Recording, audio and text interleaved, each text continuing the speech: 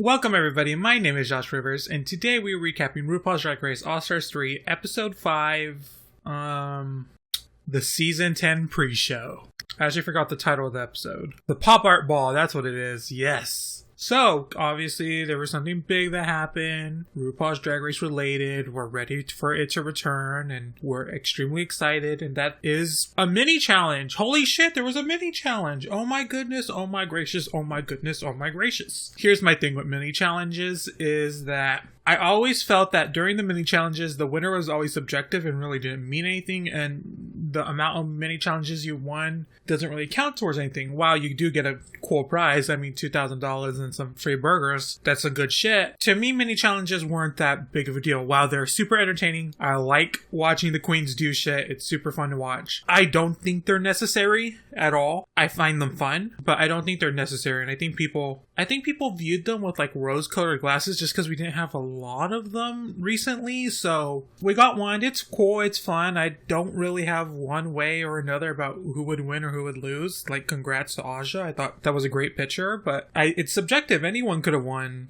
really. But let's just go on to the challenge because I have a lot to get through. So this week's challenge is a ball, which means multiple looks. I wish it was 3 looks because I like my ball challenges to have 3 looks. This one has 2, unfortunately. But the first look is a soup can, which they create the label for to represent and encompass who they are. Before I get into the actual looks, I was a little worried that those soup cans were not going to look good. They actually look good on the girls' bodies. I don't know what that says about the girls, but the soup cans actually did look good. I was like, oh, I think soup cans are like the new fashion now. I need a soup can for myself.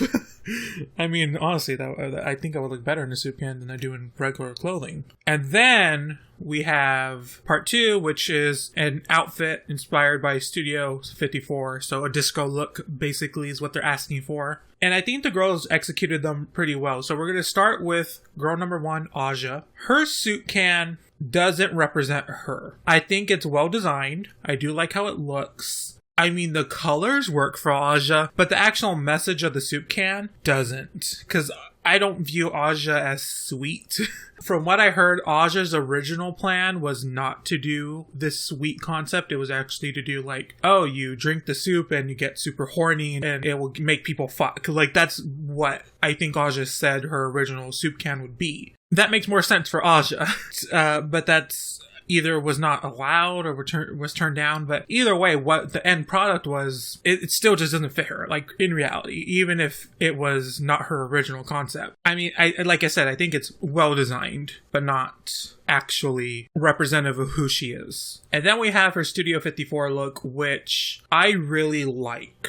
And I will argue with the judges that say no one in Studio 54 wore this. Obviously, someone in Studio 54 wore something like that. That's just is. But my problem with this look, and I've said this before, I don't like looks that take me out of what the challenge is supposed to be. This does read as something else, as something from the 60s, not so much Studio 54 disco, beside it being sparkly. I don't think it reads this challenge as much as the other girls' looks. Like, of course, someone probably did wear that in Studio 54. But I'm sure if she walked out naked, there's probably at one point someone naked, she could walk out like that fucking horse, that I'm gonna think, oh, this is a horse challenge, not Studio 54. Like, it's not giving me the challenge. It's not giving me the challenge. It's a great look. She looks amazing. This is a great look for Aja, but it's not giving me the challenge. Next up is Shangela, and her concept is caffeinated hollow loops, which are basically they're SpaghettiOs and fish. That's what it looks like. Like, it's funny because fish, you know the gig. It's not my favorite design can. I think the concept of like the fish thing works. And it is branded her, like Shanji, hollow loops, like even the high energy caffeinated. That makes sense. That makes sense for Shangela. It's just not my favorite look of can. This can's a bust. That's what I'm trying to say. And then we have her main outfit, which I'm not the maddest at. I don't actually despise the look. I don't think it's particularly great. I think it would be better if there was actually something underneath that was interesting, underneath the tinsel and the records. Because tinsel and records, the outfit does not make. in passing, in motion, I think it's good. When I actually look into the details of it and go like, oh, she's literally not wearing anything spectacular underneath the tinsel or the records. It's not good. It's not good once you actually take in those details. I don't have a problem with the record of enveloping her head and completely taking over her face. I think actually, I always like the look of I guess in this case it's not a hat, but like a fascinator or something covering a large portion of the face. I just like how it gives off mystery because, of course, it's covering your face. But yeah, this outfit it's not good. It's not good. It's not good. I like it. I like a lot of the elements of it. But at the end of the day, it's not a good look. Next up is Trixie Mattel, and her suit, this is, saying these words out loud is very weird. Her suit is like it feels like it's supposed to be like an antidepressant with a lot of side effects that include death and stuff. It's funny. It's a really funny idea. I'm not the biggest fan of the actual design of the... Well, I take that back. I'm a fan of the design of the can, just not with Trixie. I also take that back. I would like it if it wasn't that picture. I'm just not a fan of Trixie's face. That sounds bad. That sounds shady. I'm not a fan of Trixie's face on the actual product. I wish it was more discreet. I wish it was more nondescript. It's like, okay, obviously, when Ross says something like, when I saw the can, I knew it was immediately you. And it was like, well, duh, her face is on the fucking can. How would you not be able to tell that? I think it's kind of a cop-out when you brand yourself and you just put yourself on there. And I don't think that takes away too many points in my head, but it is something that I took notice of and I was like, oh, that's kind of lame. But besides that, everything else about it actually looks fine and dandy to me. I think it's actually a great idea, and her delivery for it is really funny. I didn't talk much about the other girls' voiceovers, so let me just bring it back now, y'all. One hop this time. To Aja's voiceover, it was really annoying. That's probably why I didn't mention it. It felt like she was trying too hard to be funny and entertaining, and it just wasn't working for her. Shangela is always funny and entertaining, and she says some funny things all the time. Trixie's was obviously very funny. She was also extremely funny in her voiceover for her Studio 54 look, which was, I didn't like it. I didn't like it. It truly, honestly, I didn't like it. I don't think it's a great looking outfit. I feel it fits the challenge. It seems to be well made, and it works for Trixie, but I don't like it. And I think that's a personal reflection of things I like and things I don't like. It just seems like a velour tracksuit to me, which is not my favorite thing in the world. Yeah, I actually just don't like the look. I think it fits the challenge. I think she wore it well. Everything she said to deliver the outfit was really funny and really good, but it's not to my personal taste. Next up is Kennedy Davenport, and she is a grandma all of a sudden. I don't understand this concept for Kennedy. Yes, we call her a grumpy old lady from time to time. We get that. It's there. But her concept of her entire soup can being Grandma Kennedy's is just kind of out of nowhere, because that's not the thing we immediately think of when we think of Kennedy. She's a dancer. She has a lot of energy on stage. She is not what this is. It's just not representative of how we view Kennedy, and that's what the challenge is to create a product that is supposed to be representative of who you are. And this to me is not that. But I do want to say, with the old lady theme, it does look like Abuelita's hot chocolate. That literally looks like Abuelita's hot chocolate. It's a really good grandma design. But it's just not. It doesn't read as Kennedy, even with Kennedy's name on there. And her Studio 54 outfit, I loved the sleeve, how flowy, how long that sleeve was. I do not like the cut of the bodysuit. I don't think that looks good. I wish it were a different cut, either higher or into shorts. I don't think shorts would actually fit the era, though, now that I think about it. Maybe for a man, but not for a woman. The hair and makeup is correct. That belt, no. Cannot deal with that. That belt had to go. I do not like it. I do not appreciate it. It had to go. And next we have Bibi Zahara Benet with her soup, which is called Zaza. Kind of a out there name, out of nowhere, better than a chew. Thank God she didn't go with that. The design is actually really nice. I really do like the design. She took it in such a literal way, though. She was like, this is a peanut soup. Like, she was the only one that was like, this is real food. I think because of how she's the only one that did this, it may have read like, oh, that's the comedy bit of it, is that it was so literal. But we know for a fact that that's not what she was actively doing. She was just, this is a real soup. And I get it. Like, it's actually, like I said, it's a good design, but it doesn't seem to be that creative. I think it is representing who she is. It's part of her culture, but it's not a creative or out there idea. I'm torn because design-wise, it's good, but idea-wise, it's bad.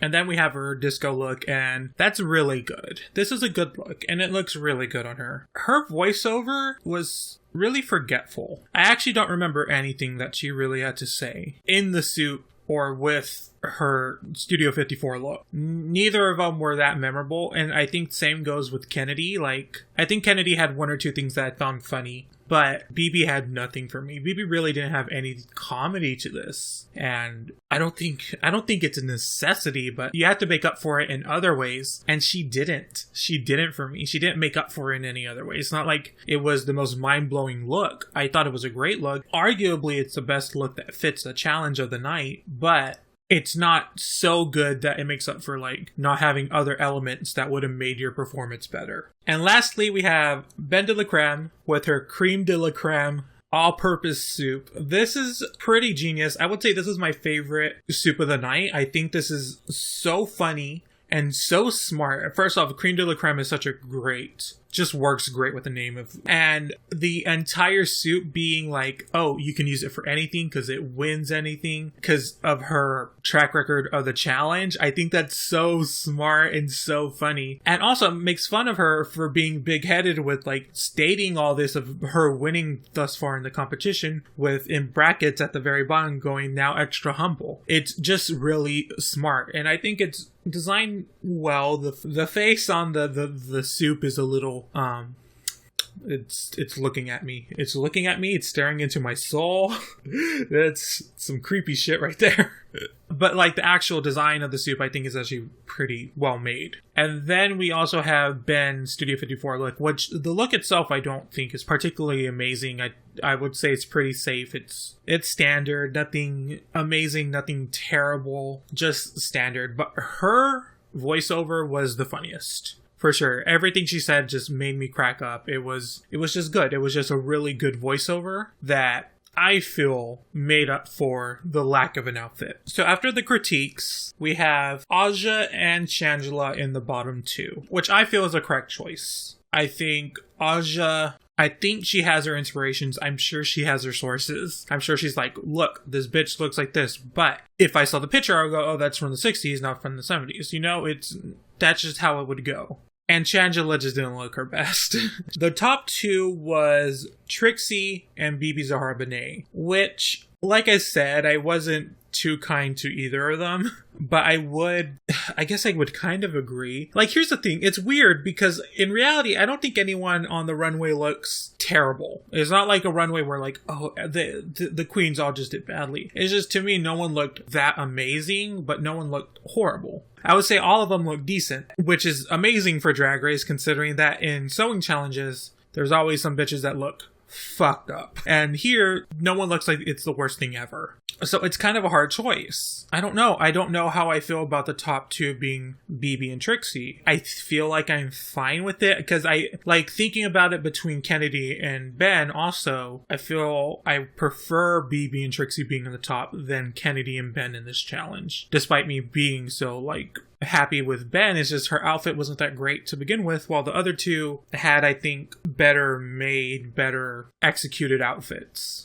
Even if I don't like Trixie's at all. See, it's a weird thing. It's a weird, this particular runway and me, giving my opinions on it is very weird to me. I don't know where I stand on the entire issue. But like I said, I guess I prefer Trixie and Bibi in the top than either Ben or Kennedy. And with Trixie and Bibi in the top, they lip sync for their life to Diana Ross. I've been waiting for a Diana Ross lip sync since forever. This is the first one we've ever had, and I would prefer I'm Coming Out, but for this challenge and for it being Studio 54 Disco, the boss is a good one. If I'm Coming Out is a little bit more timeless, could work for somewhere else down the line. The boss works better here than I'm Coming Out. So this lip sync, I've seen a little bit of the reaction of this, and a lot of people are split. Some people are like, well, BB didn't deserve to win. Trixie did better. Trixie did too much. BB did better. I don't think Trixie did too much. I think Trixie did just fine. I thought it was a good lip sync from Trixie. But what I did notice is that there's a lot of points where BB and RuPaul were like, or at least from what I've seen, I obviously can't see both of them on camera at the exact same time, but it seems like they were making eye contact, like a lot of eye contact. And obviously if RuPaul's looking into BB, she's not paying attention to what Trixie's doing. Trixie had some good stuff. She, when the throwing of her jacket was like impeccable timing. But BB also had a pretty solid lip sync too. Then she was feeling herself. It was a good lip sync from her. I don't think it was the most particularly exciting lip sync in the world. I did kind of get my life because I did enjoy it, but I know why BB won, because she stole the focus, because she was a bit more captivating, while Trixie didn't steal the focus. I would have been fine with either of them winning. I think it was a pretty close lip sync to begin with. I don't think it was like this one won over this one. I don't think it's something worth arguing in the first place, to be quite honest. But with that decision made, BB sends home Aja. And I really do not know why.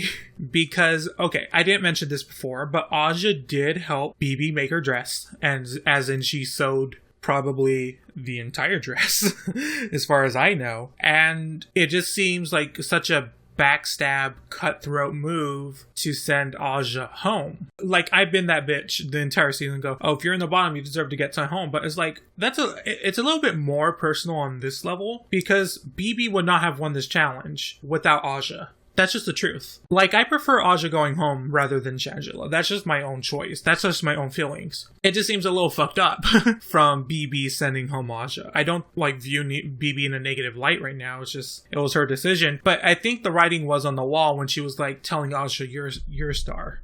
You're a star, which was basically her saying, don't actively try to defend yourself and try to make me sway my mind. I already made my decision. I actually feel, and I've said this before, I feel like none of the girls on either All-Stars 2 or All-Stars 3 have ever came up with the decision who they're going to send home in the workroom. I'm positive each and every one of them was like, I'm going to send home this girl the second they got off the runway. The second. And the conversations that were happening in the workroom just affirmed their decision for most part. That's how I feel it goes down. And I think BB already had her mind set up for Aja to go home. And Trixie, on the other hand, we won't know until next week, but Trixie, I think, also would have sent Aja home, especially considering that she was saved by Shangela. I don't think it would be in her best interest, but it seemed like she was very grateful and she would return the favor. But after that, with Aja going home, it's time for some revenge, which we've been waiting all season for. But weirdly enough, we're only getting 3 of the queens back instead of all 5 of them.